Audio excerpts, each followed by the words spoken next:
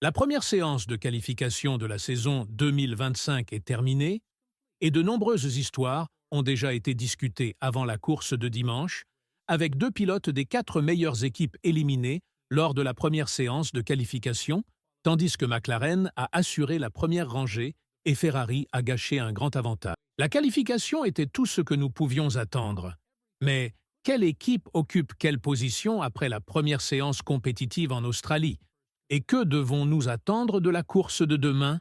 Il ne fait aucun doute que la séance de qualification en Australie a été l'un des événements les plus attendus en raison de la longue attente de 3 mois sans course, et dès la toute première séance de qualification, nous avons été témoins de grandes surprises. Après que la boîte de vitesse de Bahn a échoué, il est devenu évident qu'il y aurait 4 pilotes éliminés lors de la première séance de qualification sur le seul mérite.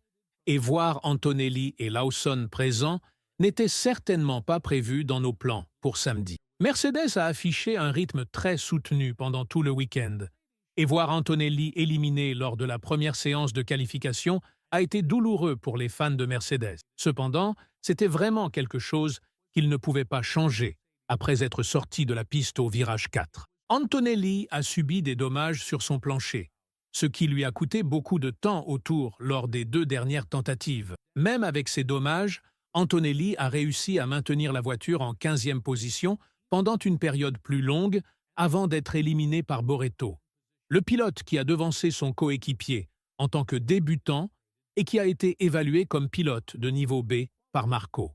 Pour aggraver la situation, l'autre pilote éliminé par Boretto est Lawson, le protégé de Red Bull et l'un des choix de Marco pour le faire courir chez Red Bull sur le long terme. C'est l'histoire qui a choqué tout le monde, car Lawson a rencontré des difficultés tout au long du week-end, et le point culminant est survenu lors de la séance de qualification de samedi. Le pilote néo-zélandais est sorti de la piste à de nombreuses reprises, mais lors du dernier tour, il a perdu l'équilibre dans la dernière série de virages et est allé dans l'herbe. Sa réaction fut qu'il avait perdu l'adhérence de ses pneus lors de la dernière tentative de terminer la première séance de qualification, mais l'écart avec un Verstappen est énorme, et ce n'est pas pour cela qu'il a été engagé par l'équipe. En évoquant la fin frustrante de la séance de samedi, Lawson a déclaré « Nous nous attendions à ce que le début de la qualification soit difficile. Pour être honnête, nous prévoyions que les premiers tours se passeraient à mal, puis nous allions progresser au fil de la séance, mais clairement, sortir de la piste au deuxième tour a quelque peu perturbé le tout. Et ensuite, le dernier tour était bon, honnêtement, sauf dans le dernier secteur où j'ai connu une chute significative. Ainsi, perdre la 3e position n'aide évidemment pas à améliorer la situation. Mais je n'aurais pas dû sortir de la piste au virage K8. Avant le virage 9, nous étions environ une demi-seconde en tête. Et j'étais déjà sorti brusquement de la piste au virage 9 et 10, et je pense que les pneus commençaient déjà à perdre en performance. C'est quelque chose avec lequel nous avons lutté ce week-end et que nous n'avons pas eu l'occasion de pratiquer en 3e position. Il y a quelque chose chez Lawson qui le place dans une situation très difficile avant la saison 2025, principalement parce que la situation entre lui et Koda concernant la promotion chez Red Bull n'a pas été très transparente. C'est le 7e week-end consécutif durant lequel il a été devancé par le pilote japonais, qui d'ailleurs partira de la 5e position lors de la course de demain et est le pilote le plus proche de Verstappen dans toute la famille Red Bull. Et bien que les écarts lors des 6 premières courses aient été minimes, cela pourrait facilement se transformer en quelque chose qui ruinerait la carrière de Lawson. L'objectif pour le pilote néo-zélandais était d'être à 3/10 de seconde près d'un Verstappen, afin d'avoir 2 voitures se battant pour le championnat des constructeurs.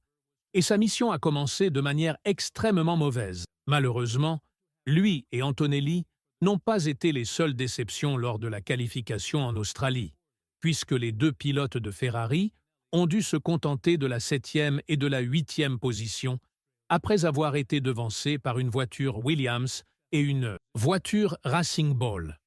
Et bien que le temps de demain jouera un rôle crucial dans l'issue de la course, il ne fait aucun doute que Ferrari a commencé le week-end avec un désavantage.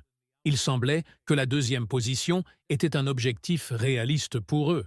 Et avec un tour superbe et un peu de chance, ils auraient peut-être même pu atteindre la première position. Cependant, le départ depuis la 4e rangée de l'équipe Marinello n'était définitivement pas écrit dans les étoiles, surtout maintenant qu'ils disposent du duo McLaren qui sécurise la première rangée et entame la saison de manière très dominante. Beaucoup ont commencé à croire que le réglage de la SF25 est davantage orienté vers la course de demain, qui devrait à nouveau se dérouler dans des conditions humides, mais Hamilton n'est pas certain quant à la direction de l'équipe concernant cette configuration. En évoquant si la voiture avait été réglée ou non pour les conditions très différentes de demain par rapport à aujourd'hui, le septuple champion du monde a ajouté, à propos de la qualification, qu'il se sentait généralement bien, qu'il avait passé une très bonne séance sur la piste.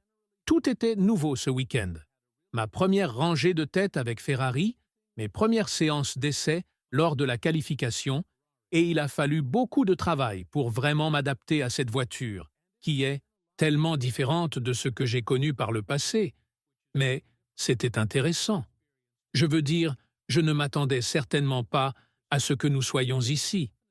Je ne savais pas que nous serions 9 dixièmes ou 8 dixièmes en retard aujourd'hui. Mais il y a assurément beaucoup à analyser. Nous allons simplement baisser la tête et commencer à travailler pour essayer de comprendre pourquoi nous ne sommes pas au même rythme que les leaders. Demain sera un défi. Je n'ai jamais conduit cette voiture sous la pluie. Je ne connais même pas les réglages pour la pluie.